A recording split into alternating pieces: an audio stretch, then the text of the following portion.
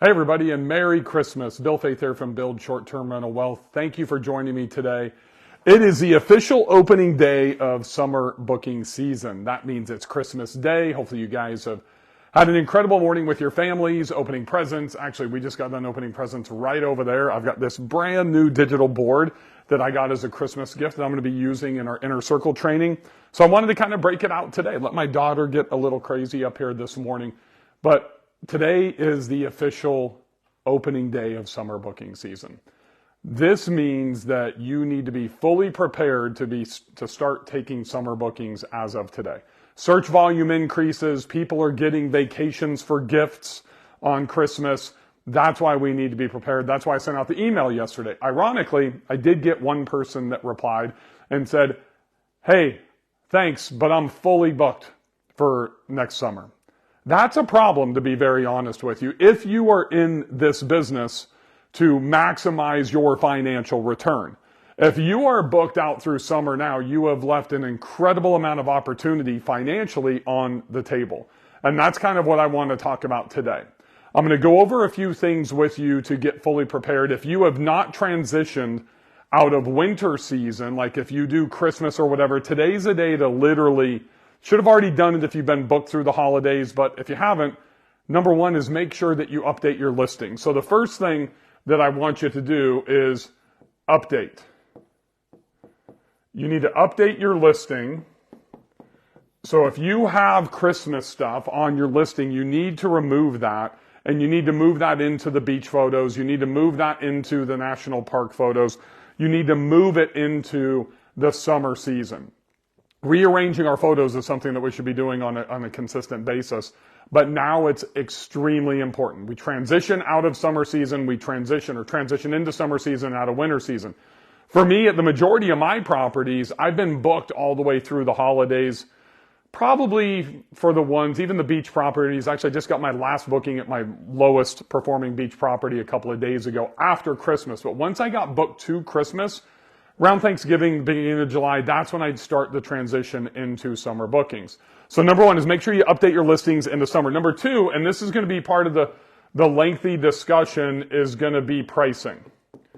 And one of the most important things that we need to know when we want to fully take advantage of the ultra peak season, and look, you guys can take this and flip this around. I'm in ski markets as well. You can do this in the summer. It's really around the 4th of July.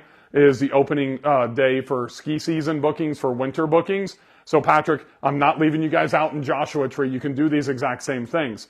So pricing is something that is super duper important. And I'm going to back this out a little bit and kind of get rid of, all of this, because I want to have all of this space to be able to show you guys what I want to talk about from a pricing standpoint. Because a lot of people miss this, and it's not just about your pricing.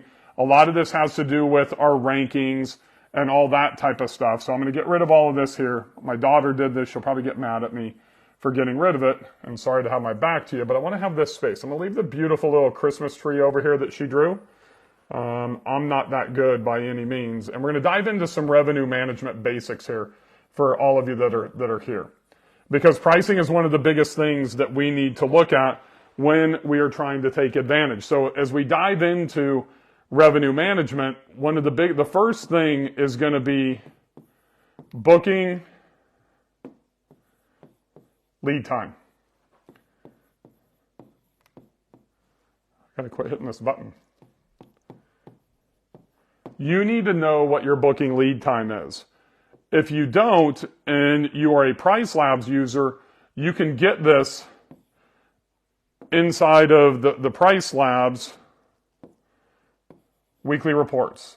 So you should be getting the weekly marketing reports from Price Labs. If you're not, I would highly recommend that you start, because that's where you're the easiest place where you're going to be able to get your booking lead times. And if you can get your booking lead times, then that's really going to be the first step in adjusting our pricing.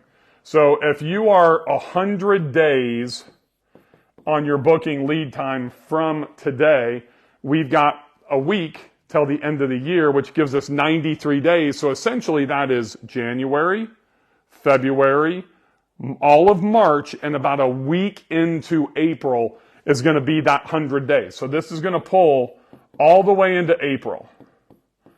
So in my opinion, when we are this far out, right here, we want to be about 35% above your peak ADR.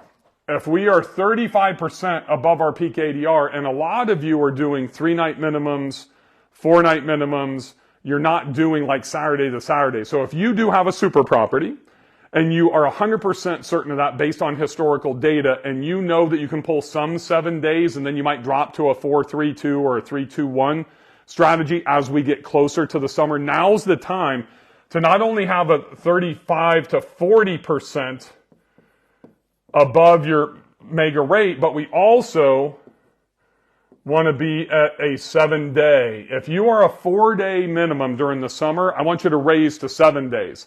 If you are a 3-day minimum, I want you to think about raising 4 to 5 days. Here's the deal. You have to understand the occupancy levels around that lead time. So if you're keeping track of this data like I do on spreadsheets in all of my markets, and I look at those weekly marketing reports, my competitor reports that are coming in, then I can see historically, and I know that 2024 is not going to be the same as 23 or as 22, but I can use that data to forecast. And forecasting is a super important part of what we do as business owners. So I know that my demand, I have 2 properties that I own. I also co-host, I'm going to use the Gulf Shores market. So my mega super property that does over 300 grand a year, tier 2 in the heart of West Beach. Then I have a 3-bedroom with a bunk room that's beachfront. You would think the beachfront would be more dynamic, would be more super, would have more demand. It does not. The bigger property with the pool, with the bikes, with all the other amenities is in much higher demand. The beachfront property is essentially just a beachfront property with barbecue. I did add some paddle boards. It does have a electronic or a propane fire pit, but it doesn't have all the other stuff, so it's not in high demand. So I'm going to show you here just for a second, and I'll drop you between the two here. And this is where really understanding what our real value of our properties is and not letting our emotions get in the way. So if I look at, it's called Dragonfly. That right now is a 7-day minimum, and it is 37% above my maximum rate. So my maximum rate during the summer on that property is $2,500. So I'm not real good at math, but that's about $700 to about $725 higher than what my maximum rate's going to be. So think about this. If I can just come in and take 2 7-day bookings, so that's 14 days times $725. Just 2. That's at 7-night minimums with the increase here of 37%. That's $725 a day. That's literally about $2,200, $2,300 a week. That makes me an extra $5,000 in net income. I don't even care about the gross revenue because I have 0 additional costs to operate. So since my lead time is right around that 100-day mark, I don't even worry about this until I get to April 1st. And at April 1st, that's when the 100 days, that's where I'm sliding that 37% down to 20%. Then when I get to May, this is when the big change happens. I'm also going to keep track of this week by week based on number of bookings, number of days booked, and I'm also watching the search volume increase on those weekly reports as well. If the demand is there, then I'm going to play my cards a little bit tighter and I'm going to hold on a little bit longer. But if I look at May, I might still stay at 20%, and I'm still at 7-day minimums here, but this is where I drop to 5 days. And then literally the big thing here is going to be like 5/25 around Memorial Day. That's where I would drop this property to probably 15% above, and then on June 1st, I drop to 1% above, but I will not go below 5 days. That's if things really hit the fan. This property has been Saturday to Saturday, 7 days, basically from the third week of May, which is a week before Memorial Day, because we have a big compression event called Hangout Fest there, all the way through the second week of August. Second week of August is when I typically will drop down into 5 days, and then after Labor Day is when I'll drop back down to 3 days on the weekends and 2 days Monday, or really Sunday through Thursday. So the minimum night stay here is just as important as our percentage increase. But we want to make sure that when we get to that 100 days, right around the 1st of April, because remember, my lead time is 100 days. So I'm revolving all of this revenue management strategy around that 100-day lead time. Now, this is for my highest demand property. I want to show you something because I always want to be brutally fucking honest with you. I do not, my little Dragonfly property, which is that 3-3 that we talked about, is not as high demand. I do really well with it, and it's a good property. But you know what? It is not this by any means. So this is called Little Dragonfly. It's in Fort Morgan versus West Beach. Not as desirable of a location. It's a 3-2 beachfront, but it doesn't have the pool, doesn't have the bikes, doesn't have the solo stove, doesn't have the proximity, doesn't have all that other stuff. So it's roughly still the same lead time at like 100 days, but right now I am 20% weekdays and I am 30% weekends. That's my price increase. I am also on my minimum, I'm at 5 days. Because I want to be a little bit aggressive. Literally, I've been on 7 days and at 35% since the end of summer. But now I'm already starting to drop because I want to get a few bookings under my belt. I've only got one booking at that property between that third week of May through that second week of August. If I generate some here, then I might go up. So let's say that I take 3 bookings at 5 days and it includes both weekends and weekdays. Then I might go down and increase this to 7 days if I'm more comfortable with that. And then I kind of follow that same process all the way through. But the big difference here is that I have 2 breakdowns. I have a weekday rate and I have a weekend rate. My minimums are not 7 days, they're 5 days. Because I haven't seen the demand that I see with the other property. Essentially in the same market, even though Fort Morgan is different than West Beach. Hopefully that makes sense. I'll get to your guys' questions here in just a minute. So that's really revenue management and booking lead time. You have to know the booking lead time. If you're making pricing adjustments based off what you think and you're not tracking booking lead time, then you're going to make some significant mistakes in your pricing. So a lot of you have asked what happens when I get inside of it, and I'm just going to use Little Dragonfly. I go to the 3-2-1 strategy, and this really kicks in right around Memorial Day. So that's going to be the last week of May, and then that's where I go weekend is 3 days, weekday 2 days, and then I will gap at 1 day. Yes, I will gap. I'm even gapping right now. I just had a booking last week for one night on a Saturday night at my big Dragonfly property. I literally had a Saturday open, and I got $1,300 for one night plus a $375 cleaning fee.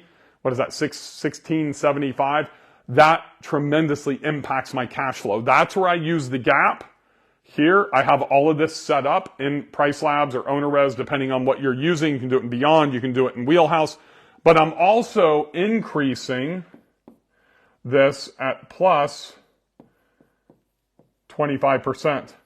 I'm increasing this at plus 20%. I'm increasing this at plus 45%. This is very rarely booked direct through an OTA. It's very rarely booked through a direct booking as well.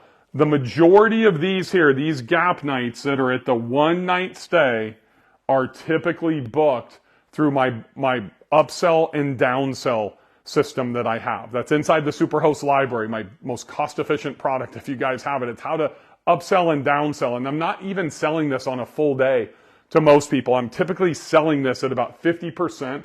So I'm raising the price by 45 to 50%. Then I'm giving them a 50% discount. So I'm getting my standard single day rate to let them check in super early. So when somebody does request, and we all know that we're getting probably 10 times the amount of early check-in requests, late checkout requests that we got pre-COVID. Now, literally, I'm able to go in and say, hey, Jenny, I see that you're checking out on Tuesday. If you'd like a late checkout, I can give you a checkout till 5 o'clock, so you essentially can stay the entire day. And if you see the list price is $1,100, I can do that for you for $650. I can give you a 50% discount, so you can essentially get a whole day. And Jenny's like, no, I got to go home. I got flights, whatever. Okay, Jenny, thank you. Have a great stay. Then I go to Bob, who's doing the check-in the next day after the gap, and give Bob the same thing. But instead of saying, hey, Bob, you can check in at noon or you can check in at 1, how about if I could get you in at 5 or 6 p.m. the night before?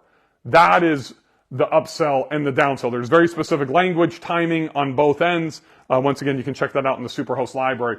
But that's where I actually just went through and tracked my metrics on this. I am doing 21% close on that. 21% close. And that mostly only happens through the peak times, like right now in winter markets and through the summer markets. And it's much harder if you're in a fly-in market. I mean, if you're in Hawaii or Whistler, British Columbia, or Miami or someplace like that, it's much easier where people are driving in and driving out. So strategy 3-2-1, that's for properties that are not as high demand.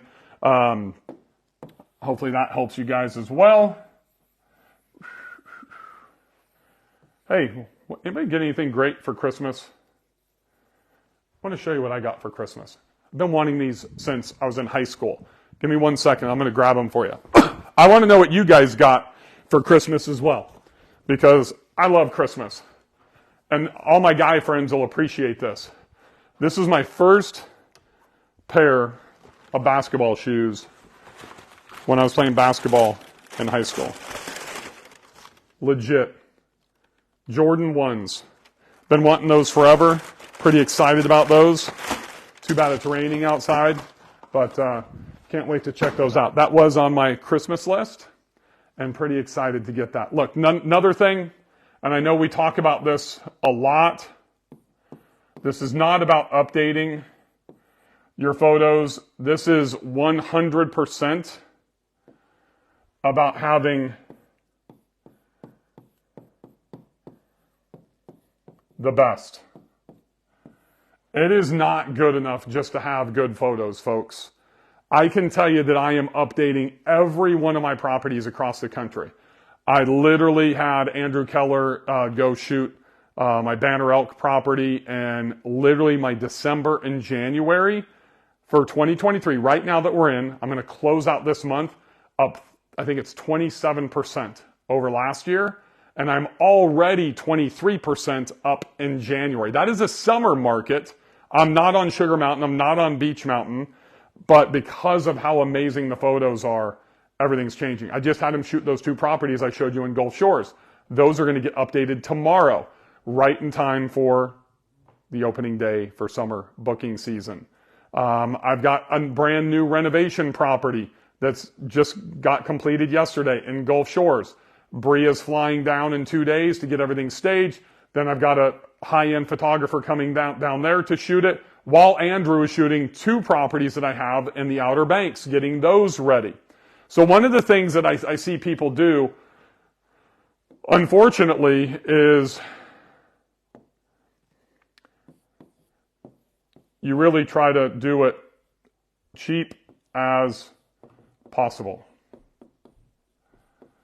And that is not the right mindset. You think about the only reason I'm paying Andrew and this other gentleman to come and shoot my photos and my video, and I'm getting the 3D renderings. I do believe that anybody that has 2 stories, like a lot of mine have 3 stories, My Banner Elk property has a top floor, an upstairs, a main floor, a basement, an ADU, if you will, with a 3-car garage game room. Then upstairs, there's 2 master en-suites, a kitchen, a family room.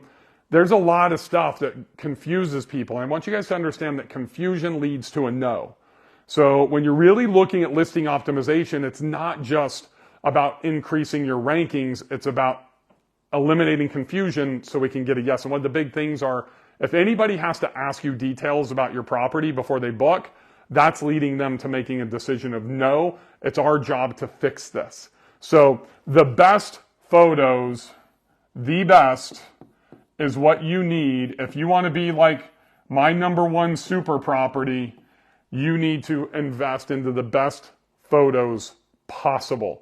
Like whatever you can afford. Like I'm paying Andrew $2,500. So my 2 properties in, Gulf Shores were $5,000. It's going to be $5,000. I think $5,600 after travel for the 2 properties in the Outer Banks next week. It was like $2,500 for him to shoot in Banner Elk. So what is that? That's $5,000, $12,500 I spent with a kid in like 6-7 weeks, but well worth it because I'm seeing that return on investment from having photos, from having video, being able to take the video, the Matterport, the 3Ds, use that in social, use that in advertising, use that in my email marketing to go out to my customers. So do not sleep on this because too many people are just doing average photos. Go look at what you aspire, and this is a huge word. Look at what you aspire to be. A huge phrase. You should be looking at all the properties that you want to be. If you have a 5-bedroom, go to the 6 bedrooms. Go to the 7 bedrooms. Go to the 5 bedrooms. Even go one down below you, but the ones that are charging more than what you are. You should be aspiring to be them, right? Just like I aspired to be somebody when I was trying to become a professional golfer. I was trying to aspire to somebody when I launched my first e-commerce drop shipping business in the early 90s, when I started my restaurant. When I do this, I'm aspiring to become a better host. I'm aspiring to make more money with less time. You need to aspire. And if you're not aspiring, you're not going to see what you are missing, right? Take all their reviews and copy and paste them into ChatGPT. This will be the next thing. I don't even know what number we're on here, but this is ChatGPT. Chris and I taught our mastermind this literally 3 years ago when ChatGPT came out. When you're looking and you're reviewing, you're doing the enemy method and you're aspiring, take all the reviews, copy, paste into ChatGPT and ask ChatGPT to give you the top 3 most positive sentiments and the top 3 most negative sentiments. You're going to learn everything you need super quickly just by copy paste into ChatGPT from all your competitors. You're going to find out what you're missing, what the guests love about those places that you aspire to be, and what they hate about the places that you aspire to be as well. You fill the gap, and now you've got a competitive edge. But filling that gap isn't enough. Now you've got to go back in and fill that gap, then stage it, then take photos of it. Take the best photos of it. Give me a thumbs up if this is helping you guys. I'm trying not to go too fast. So this is the last thing that I'm going to leave you with. Then I'll flip the camera around and I'll take some questions from you. So this is the last one more thing. If you are not doing this, you are missing the boat so badly, and it's so easy.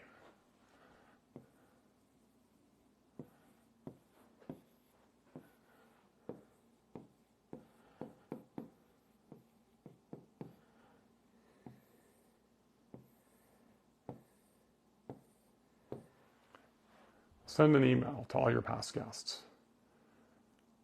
There's no metrics on this. There's no hardcore data. I'm going to believe less than 15% of people are actually sending consistent emails. There's a reason that I built, and it's available inside of Market My STR, the 200-day funnel.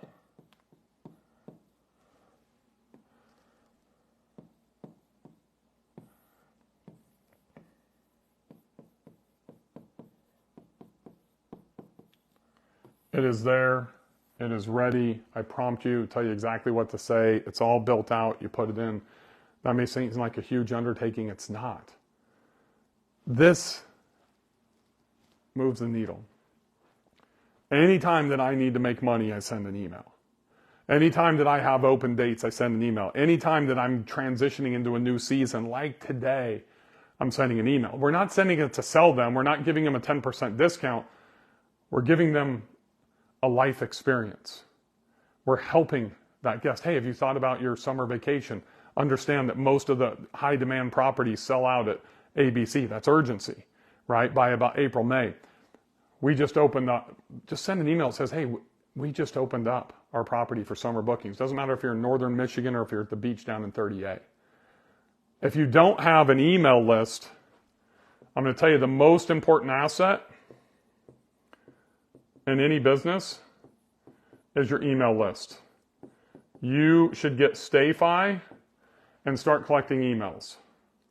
I can't emphasize this enough. I've done 29 startups. I built a $50 million company, $30 million companies, like 6 or 7, $10 million plus companies. Everything from a marketing perspective revolves around that. Here's why. It's not just sending the email. That is super duper important. But that also allows me to target with direct marketing. That's Facebook ads. I'm using LinkedIn ads today. I'm doing YouTube ads. I can also say, hey, Facebook, make me a lookalike list. Go find everybody inside the United States that matches my ideal buyer, my ideal guest, everybody on that list that has stayed with me, that has given me 5-star reviews, and go find them and send them this ad. Today is the day to start doing that stuff. If nothing else, go all the way back to your booking lead time and pricing and make sure that you nail that, and then transition your photos out of winter, out of Christmas, into summer. This is what's going to help you make more money, folks. Do not have the adage of what I call the old smoky adages. Hey, we're 95% booked for summer. I'm in great shape. Sure, you are. And it would be completely different if you had $100,000 on the books and you got access to that. But since the majority of your bookings are coming through the OTAs, you don't get that. So you're not creating any cash flow during the off season. For that, that means that we have to optimize. That means that we need to pay close attention to our booking lead time, our revenue management, our listing optimization, updating photos, having the absolute best photos and videos and the 3D renderings, and then sending an email. Even if you only have 15 people on your list, send them an email. Tell them how much you love them, how much you appreciate them, wanted to wish them a Merry Christmas, and let them know you just opened your property for summer bookings. It's really that simple. I hope you guys have had a Merry Christmas. I'm going to take some questions from you. I'm going to turn this around. Hopefully I've never done this before, so rotate my phone. Let me turn this around. Hey, everybody. So I'm going to go back in here and see if you guys have any questions. Just pop a question down below. Let's see. Kevin, Cheryl. Hey, Cheryl. Nader. Hey, Nate. Evan. Brian. Awesome. Just looking for a few questions here. Let me see. Mark, Seth, Doug, Jose, my man, Barry, Elijah, Brian. Welcome, everybody. Cindy. Hopefully you're heading to Montana. Deb Wood. Hey, Deb. Merry Christmas, everybody. You guys are amazing. I appreciate you coming on Christmas, and hopefully this has been value to you. I don't see any questions, though, and that makes sense because it's Christmas. So if you guys don't have any questions, then I'm going to go hang out with my family. We just got done. That's one of our Christmas trees down here in the basement. You can see all of our gifts are done, but now I got to go tend to my brisket. I know some of you asked about my brisket. I'll post that on my Instagram stories and stuff like that. So make sure you're ready for opening day. It starts today. Have a tremendous Christmas. Thank you for being in my community and trusting me. I really love you guys and appreciate you. And I'll see you guys soon. Merry Christmas, everybody.